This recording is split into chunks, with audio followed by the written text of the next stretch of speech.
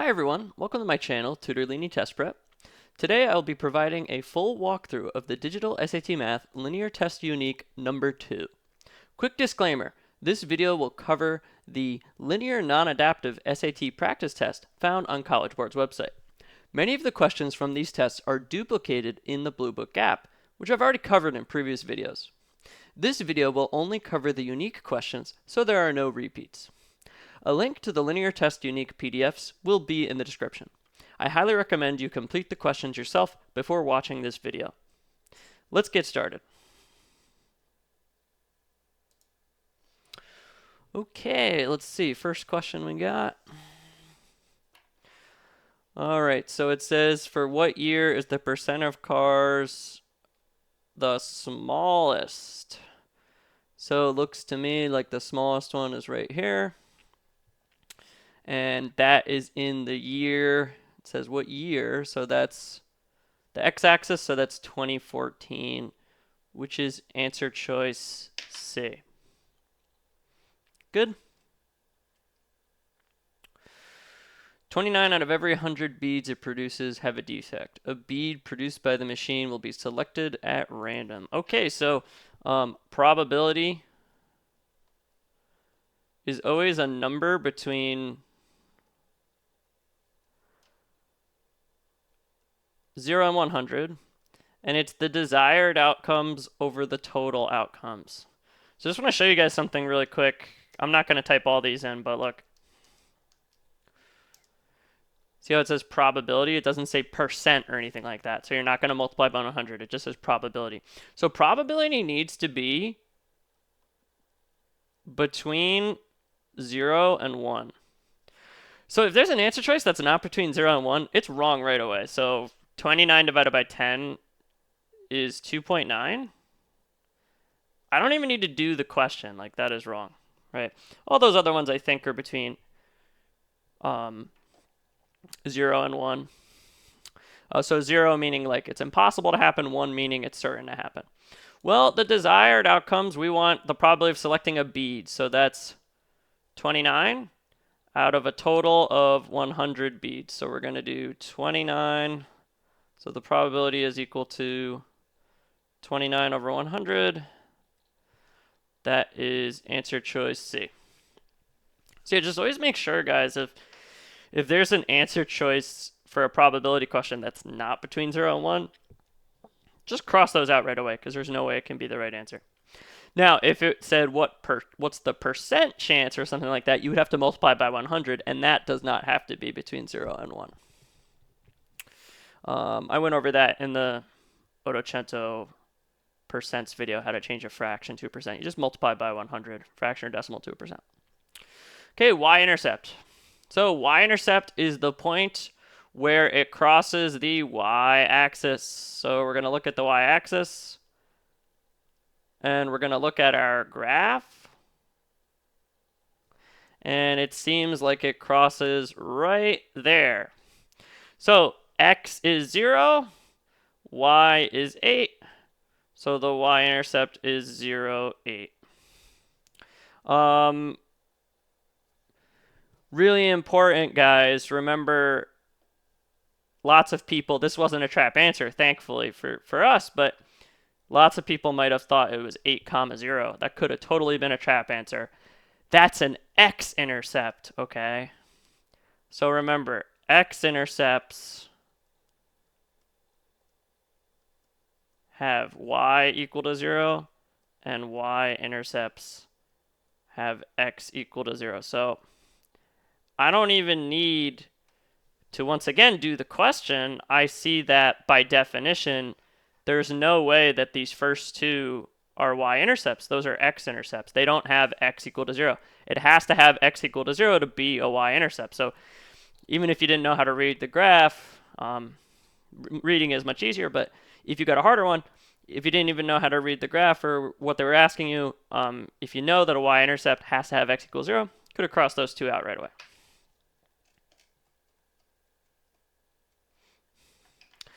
All right, so you could go and solve for x, and we will do that in a second,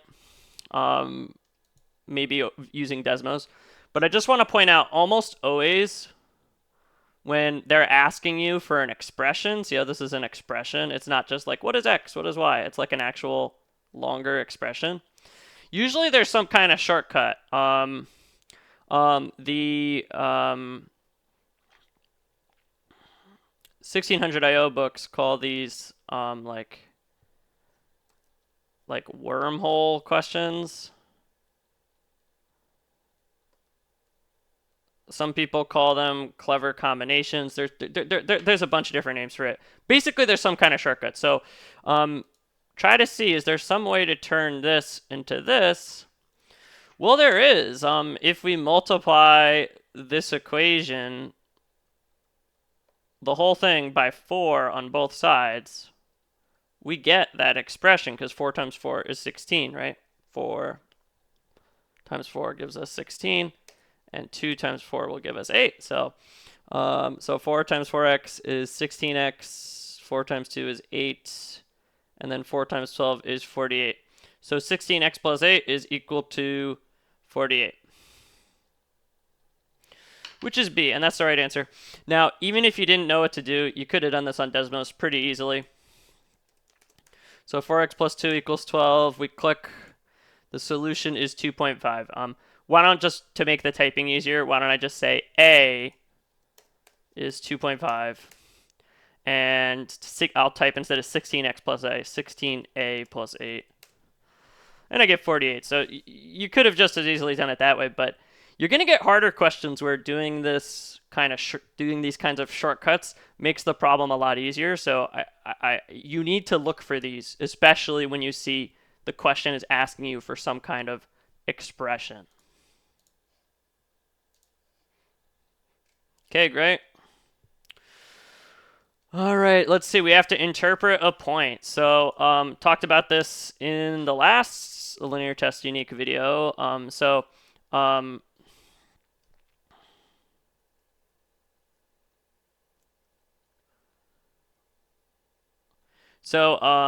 The letter on the inside, the number on the inside of the parentheses is your X. That goes with the letter inside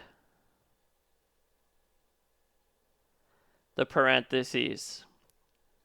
So the 14 is W, and then the number on the outside of the function notation, that goes with the number on the other side with nothing attached to it. So this is F. So now we just write that down. So W equals 14. What the heck does it say W is?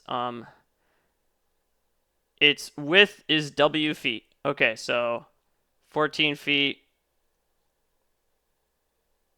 width. Okay, let's see what F is.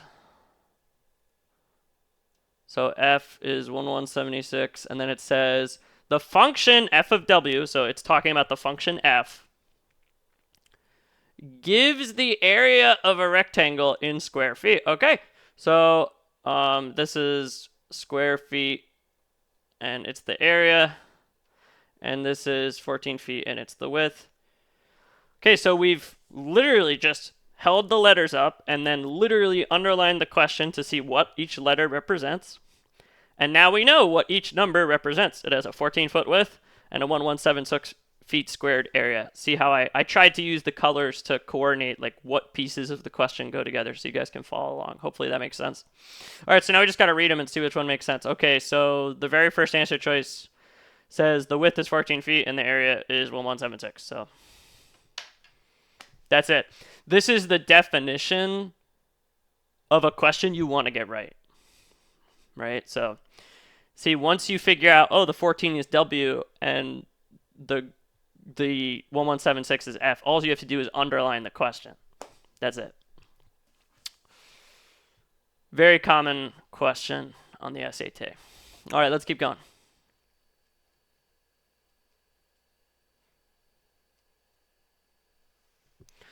Okay, so the y-intercept, which is b, remember guys, mx plus b, this is the equation of a line. So to find the y-intercept b, we just look at the equation. So whatever this is, and we don't need to change the sign because there's a plus in front of it. So b is just 28, positive 28. A, the x-intercept, we don't know. So to find an x-intercept, remember we were just talking about this, we set y equal to 0. So h of x or y, we're going to set equal to 0. And then we solve. So this is 4x plus 28. And how about just for the sake of it, I'll change the x to an a like they do in the question. So negative 28, subtract 28 from both sides. And now we got negative 28 equals 4a. We're going to divide both sides by 4, and we get negative 7 equals a. Okay, so b is equal to 28. A is equal to negative 7. And the question wants us to find a plus b. So that's negative 7 plus 28, which should be 21, which is answer choice A. Let's see if that's right for 1.19. That is right. We could, of course, also do this entire question in Desmos. So let's type in h of x equals 4x plus 28. And I'm going to zoom out a little bit, and I'm going to click on the intercepts. And the x-intercept is negative 7. The y-intercept is 28. So now I just do negative 7 plus 28, and I get 21. Great. All right, let's keep going. Okay, I've done this one before. It's kind of, I don't know. It's a little bit, this might be a little bit of a cop-out. Whenever you see factored form, odds are, so let's do a quick example first. Odds are the question wants you to find the roots, or in other words, the x-intercepts. This is just an example. Okay, so let's say I wanted to solve that. We're going to do what's called the zero product property. So we're going to take each factor. We don't care about the exponents. And we're going to set them equal to 0. So x is equal to 0. Okay, didn't have to do anything there. So if there's an x or an x squared or something out in front, don't forget 0 is an answer. X plus 2 equals 0. So that would give us x equals negative 2. And then 2x minus 1 equals 0. We would add 1 to both sides. 2x equals 1. X equals 1/2. Divide by 2. So just want to make sure everyone understands here. So whenever you see a polynomial and you set it equal to 0 to find the roots, you kind of take each factor and set it equal to 0. We call that the zero product property. Okay, so that's what we're going to do for this question. Again, it's just kind of a hunch, right? Like, you know, it's just kind of a hunch. So we're going to find the roots, we're going to set y or f of x equal to 0.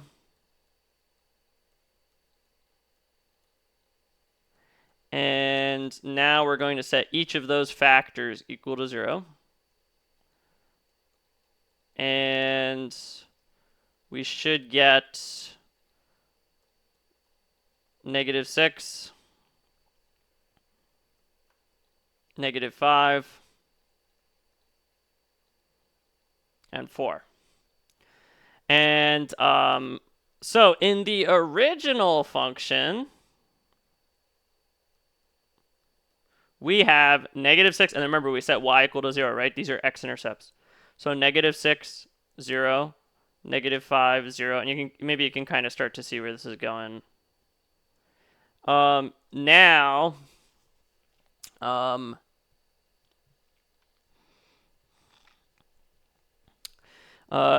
we could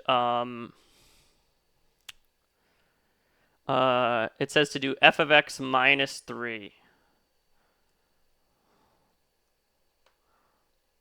So why don't I call that g of x?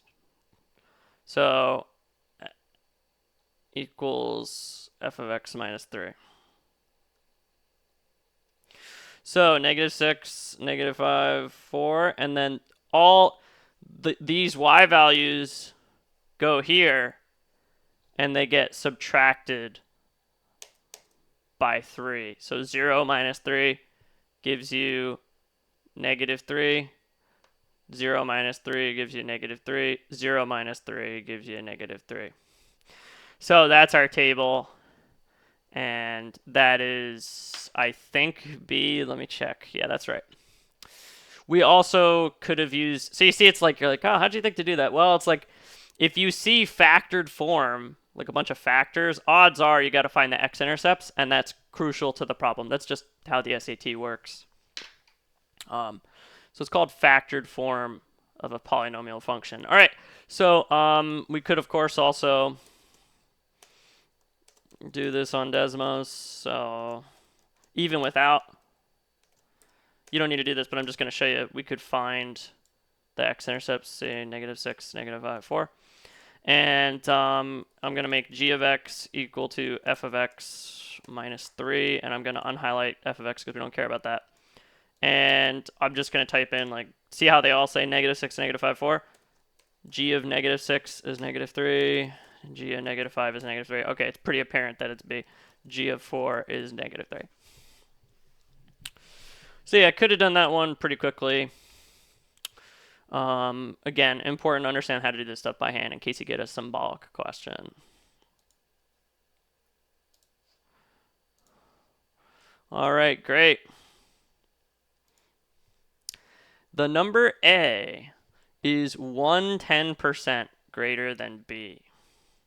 Okay, so we've got a 110% greater and a 90% less. Before we do anything, let's go find those multipliers. These are percent multipliers. I went over this in the Ottocento number 1 on percents. I'm going to just kind of gloss over things here. But for an increase, to find the multiplier, we do 1 plus the percent over 100. And for a decrease, to find the multiplier, we do 1 minus percent over 100.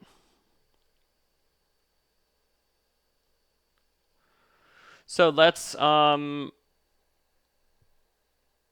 that really quickly, just using Desmos. So 110% greater, that's an increasing word. So we're going to do 1 plus 110 over 100. And then 90% less, that's a decreasing word. So we're going to do 1 minus 90 over 100. Okay, so this multiplier is 2.1, and this multiplier is 0.1. Great. Okay, so A is, so that's an equals. 110% greater than the number B. So we're going to do multiply the original by the percent multiplier in whatever order. I'm going to just put it nice. 2.1B.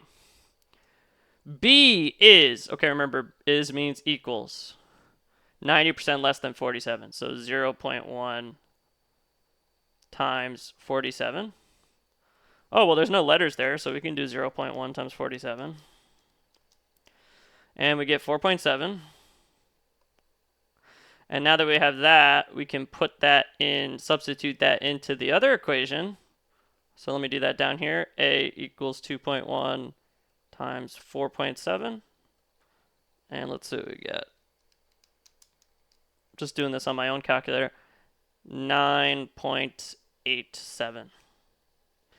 So, tricky question. We had to do some words to math, and we had to know our percent multiplier. So the second you see like percent more, percent greater, percent less, calculate those multipliers and write them down, because that is going to be really important to the question probably.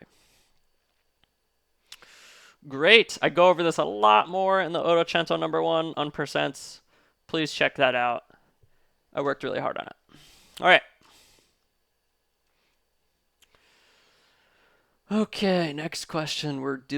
We are doing really, really good. So, let's see here. J walks at a speed and runs at a speed. Okay, so distance equals rate times time. That's just something you want to know for the test. And he has a combined total distance of 14 miles. So maybe you can kind of see we're going to do like d equals RT for the walking, and then d equals RT for the running, and then set it equal to the 14. So he has a rate of 3 miles per hour walking, and he walks for W hours. So rate times time. 3 times W. Rate is 3, the time is W, RT. So 3W, and we're going to add that to how much distance he runs. So he runs at a speed of 5, and he runs for R hours. So RT, 5R. Different R, but there's only so many letters. Okay, 5R. So that represents the distance walking plus the distance running equals the combined total of 14. So let me just sum that up. So this is the distance walking. This is the distance running. And this is the total distance. Great, so that looks like answer choice A. 2.2, is that good? All right, what is the median of the data shown? Okay, so we'll do this by hand first. First, every time you go to compute a median, you have to check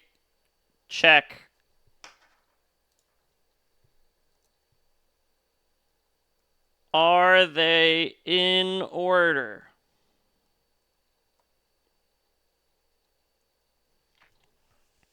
Okay, 73, 74, 75, 77, 79, 82, 84, 85, 91. Okay, they are in order. If they weren't in order, we would have to put them in order. Okay. Now, you can just kind of, for a list this small, you can just kind of eyeball it. But I'm going to go over how to do it using the equation just for the sake of the video, because that might be helpful for harder questions. So I like to do the position of median formula. So the position, let me change this. Okay. Okay, so the position is equal to n plus 1 divided by 2. And let's see, there's 1, 2, 3, 4, 5, 6, 7, 8, 9 data points. So n is 9. And we're going to do 9 plus 1 divided by 2. That's 10 divided by 2, which is 5. So for an odd data set, that tells us that the 5th data point is the median. So now we count 1, 2, 3, 4, 5, and we get 79. So the median is 79. So really important, guys, like lots of people don't have trouble with this, but they'll give you questions where the data points aren't in order. You'll forget and you'll get it wrong. Now, you don't have to put them in order if you use Desmos. So I type in median 73, comma, 74, comma, 75, comma, 77, comma, 79, comma, 82, comma, 84, comma, 85, comma, and 91, comma, and I get 79. So as you guys can see, that is really helpful because you could just on test day quickly get the answer and move on. I would still make sure you understand the concept for for potentially harder questions like frequency tables where you can't do that as easily. All right, great. Let's keep going. Was that 179? Yep. Okay, let's do it by hand, and then we'll do it using Desmos. So 5x equals 15. I see that I can very easily get x by itself for that one. So let's do it. So 5x equals 15. Divide both sides by 5, and I get x equals 3. Now we're going to substitute 3 in for x in the other equation. So let's do that. So -4, instead of x, we're going to put 3 plus y equals -2. And we get -12 plus y equals -2. Add 12 to both sides, and we get y equals 10. And now to find x plus y, we're going to do 3 plus 10, which is 13. So yeah, lots of... It's basically just a systems of equation question on substitution. Okay, so let's see, 13, that is answer choice C. Let's check to make sure that's right. Is 2.8C? It is. Great. Okay, now let's do it using Desmos. So just type it in, 5x equals 15, and -4x plus y equals -2. And, you can see they only cross like right there. So click on it, and we get 3 comma 10. Okay, it wants x plus y, so 3 plus 10, which is 13. Great.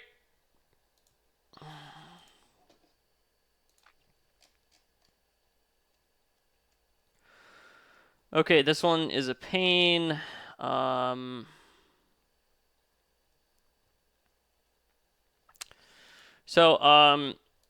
This is called grouping.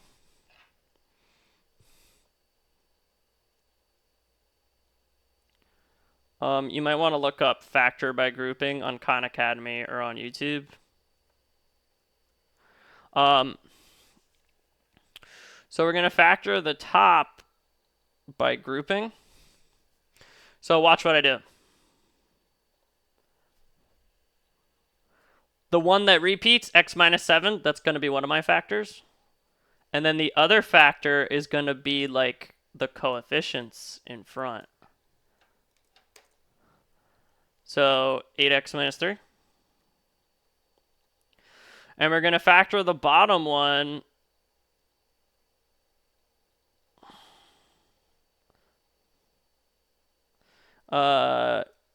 by pulling out a GCF, greatest common factor. So the greatest common factor of 2x and -14, well, they both don't have an x, so we can't pull that out. Let's see, the only number that goes in a 2 besides 1 is 2. Does 2 go into 14? It does. Okay, so the GCF is 2, so we're going to pull out a 2. And then we're going to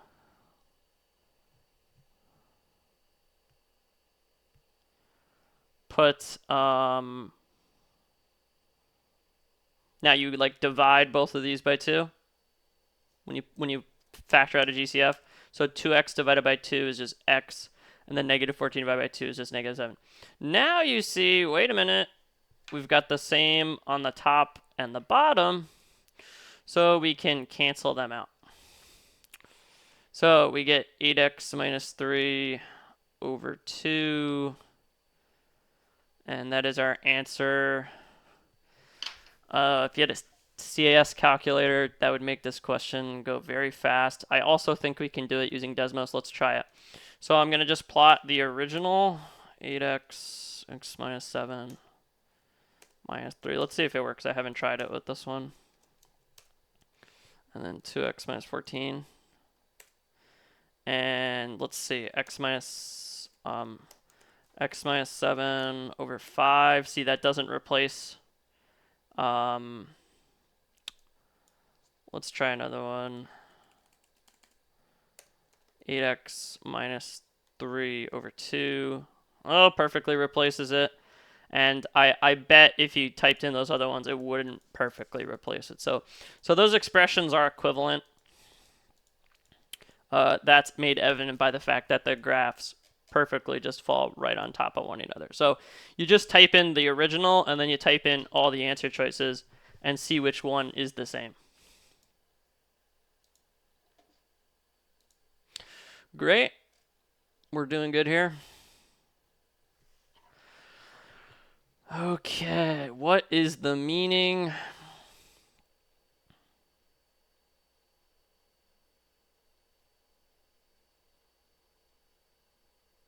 Best interpretation of the y-intercept.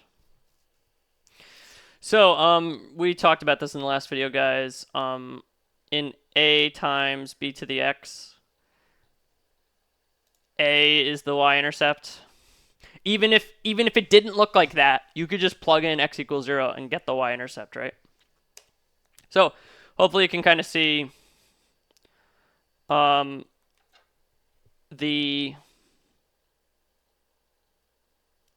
y-intercept is 80,000. Is 8,000. Y-intercepts always have x equals 0. So the y-intercept is 0, 8,000. So right away, there should be an 8,000 in our answer because the y-intercept is 8,000. So A does not mention 8,000, and C does not mention 8,000. So right away, those guys are wrong. Now, remember what we talked about before. The X is the letter inside. Okay, so 0 is T. That's X. X comma Y, right? And then the Y is the letter outside.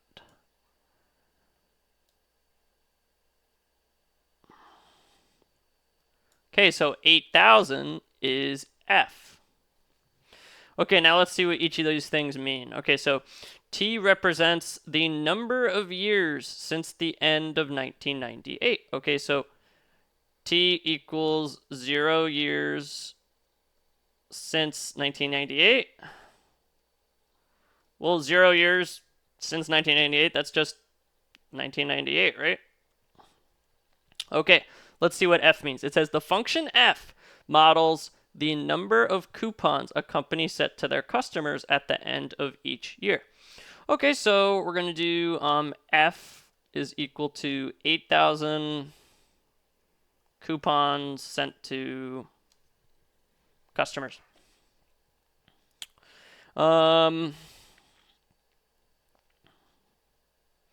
Okay, so right away I'm seeing that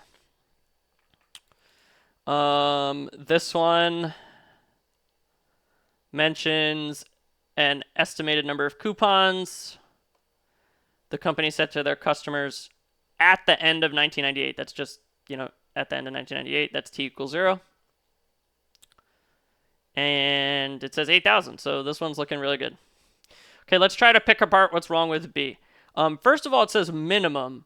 Exponentials don't really have a minimum per se. This would maybe have to be like a quadratics question for that to be.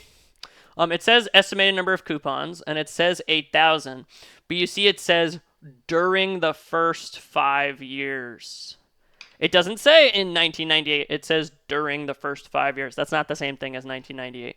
So that one's wrong as well. Great. So you see, once again, we write down the point, we hold up the letters to the point, and then we just underline the question to figure out what each letter represents. Just like the question we did before.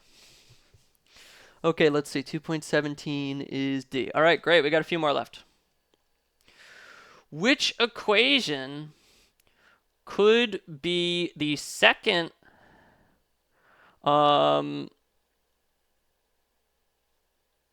equation? Okay, so there's some prerequisite knowledge we need to know. So let me put that on the board.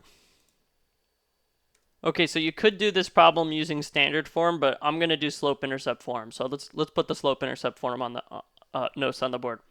So if a linear system, this is just a linear system, guys. So if you have two lines, it has to be two lines. Okay. So if you have no solution, they are parallel, which means they have the same slope, equal slopes, different y-intercepts. If they are one solution, that means they cross once, right? They cross. And we call those intersecting lines.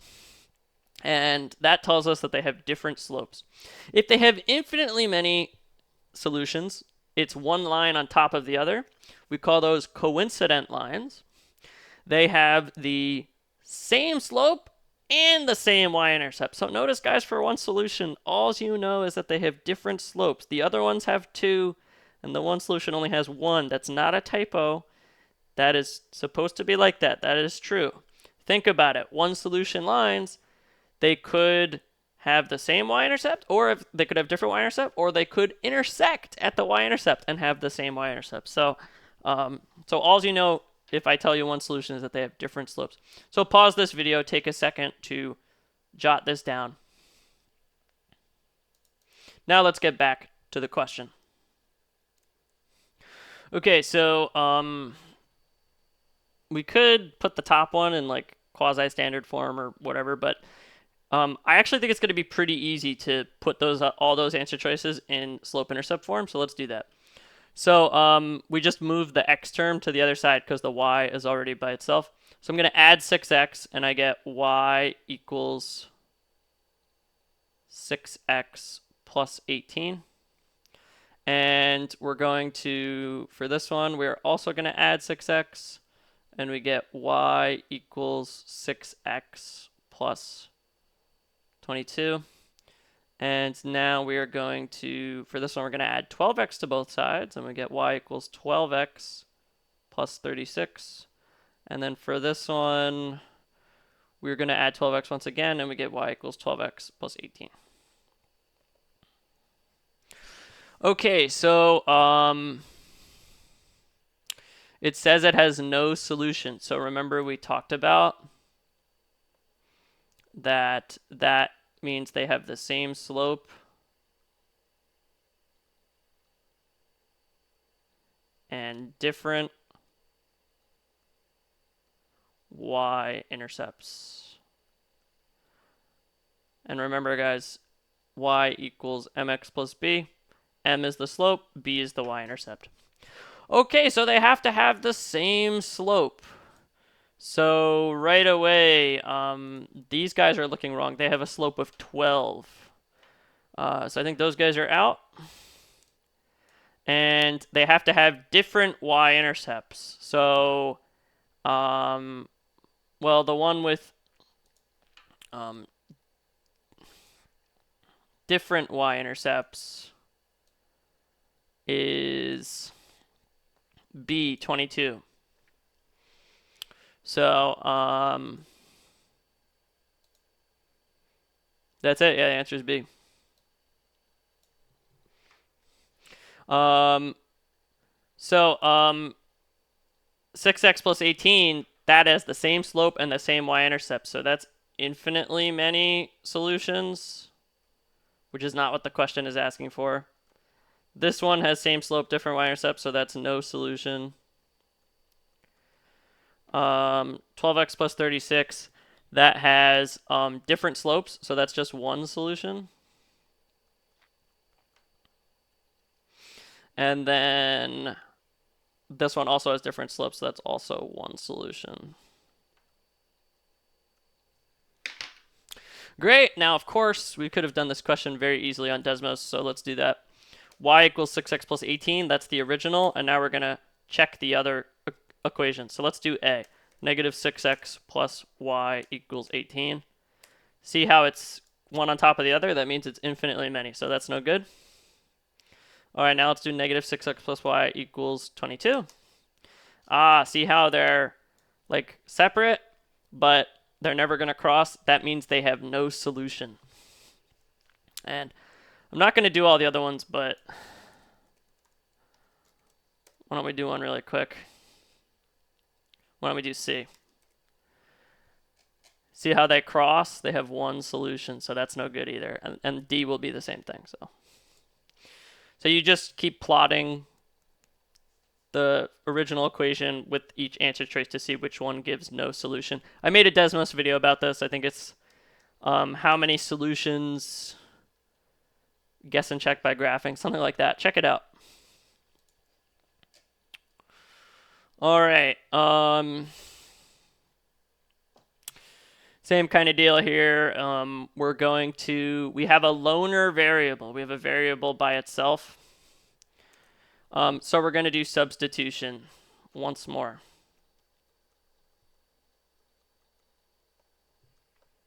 And we're going to plug this guy in for y in the second equation. So we're going to write the second equation 4, but then instead of y, we're going to put 4x plus 1 equals 15x minus 8. Okay, we distribute the 4. 16x, 4 times 1 is 4. Now we get the x's to one side and get the numbers to the other. So 16x minus 15x is just x. And now we're going to subtract 4 from both sides. And we get x equals negative 12. Now, whenever you substitute to find the other letter, you want to plug it in to whichever equation had the letter by itself. So sometimes I put like a little box around this. And I go, okay, we're going to go back up here and plug in negative 12. So y equals 4, negative 12 plus 1. So that's negative 48 plus 1, which is negative 47. And now we're going to do x minus y. So that's negative 12 minus negative 47.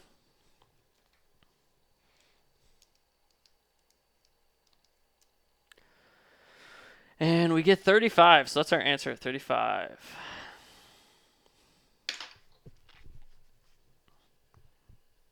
Great. Let's go over how to do it on Desmos. So y equals 4x plus 1. 4y equals 15x minus 8. And it's a little hard to tell, but if I zoom out, kind of looks like it's crossing over here. Let me click on it. Great. See how I like put a little dot there? So it's negative 12, negative 47, and we want to do x minus y. So negative 12 minus negative 47. Then we get 35. Great.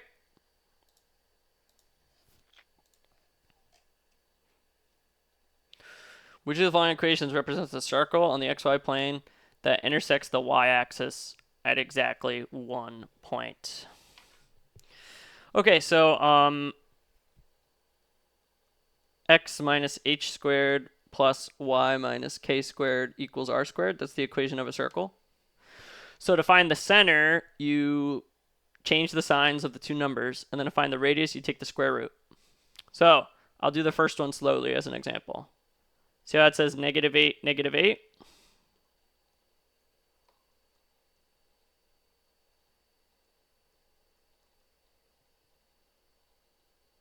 So we have to change the sign of the first one is the x-coordinate, the second one is the y-coordinate, h comma k. But you got to remember to change the sign of both of them because there is a minus sign here. So when you see a minus sign in front of a constant, you have to change the sign. So it's not negative 8 comma negative 8. Lots of people would have said that. It's 8 comma 8. And the r squared is 16. So you take the square root of that and you get 4. Great. So now let's just go down really quickly. So the radius of the second one is 8 comma 4, or the center is 8 comma 4. The radius is also 4. The center of the third one is 4 comma 9. And the radius is also 4. There's no number here. That just means the coordinate is 0. X minus 0. So this is 0 comma 9. and the radius is 4. Okay, so now you have to kind of, with your mind's eye, draw this. And you basically want to get, it has to touch the y-axis at one point. So it's going to look something like this. Either like it's going to kind of be hugging it from the right, or it's going to be like hugging it from the left, like that. So let's see which one of those it is. This is where just having kind of good spatial understanding is really helpful. I'm going to do answer choice C, which is 4, 9. So maybe it looks something like that. So the radius of 4 would just barely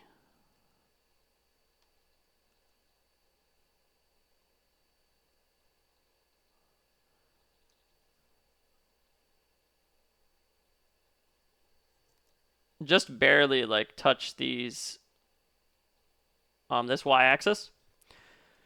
So it is C. I mean, I there's not really a better way besides kind of like guessing and checking and drawing it. Now, you can do this entire question on Desmos. So let's do that now. Okay, so the x-axis, just to play around, I'm going to make the axes go away. And I'm going to plot the y-axis, which is x equals 0. And I'm going to make it, how about purple? And then let's start plotting some of these graphs.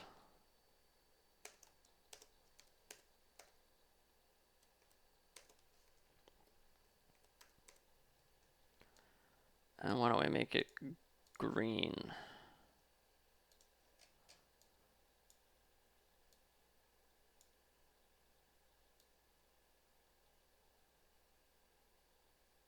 Okay, so you can kind of see, oh, it doesn't touch it at one point, right?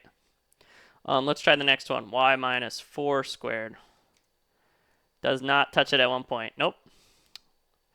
Okay, now we have x minus 4 squared plus y minus 9 squared. See, touches it at exactly 1 point, 0, 9.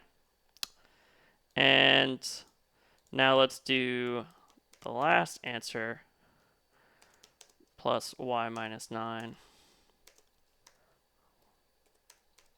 See, this one actually touches it at 2 points. So that's not what we want. We want it to touch at exactly 1 point. Okay, great. Very good. Let me check. Yep, that was the last question. Okay, that completes the lesson. Please like and subscribe for more digital SAT math content. If you're interested in my tutoring services, the link to my website will be in the description. I tutor SAT math and all math subjects from about 7th grade to AP/early college level. Thanks for stopping by, and good luck studying.